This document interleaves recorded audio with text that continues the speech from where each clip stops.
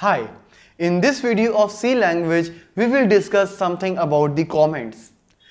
Basically, when we use a comment in a program code, it is for the user only, means a developer who is writing the code. Suppose nowadays I'm working in a company and I'm writing few code, and later when I leave this company, some other developer will come and he may use my same code.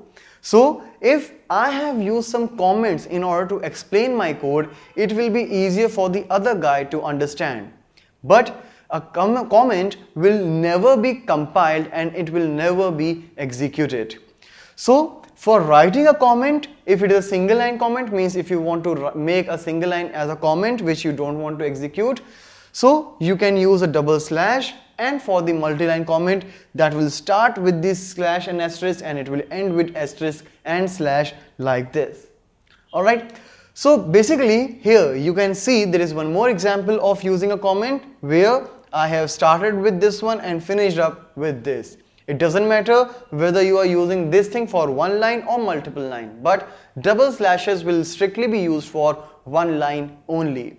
So as in our previous videos, we have already discussed about the comments, so that is the same thing it will be doing whenever you are writing a code in C language. So if I want to include the comments in this particular program, as we have already done that, but even if I want, I can do that inside my executable code, that is inside the main.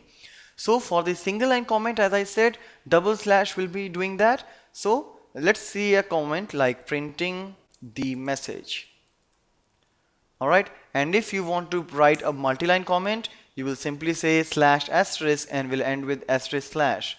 And inside this you can write any message like returning 0 from the program. Alright, so if you will compile this or execute this, it is not going to make any differences in the output. As I said, like comments will never be compiled or executed.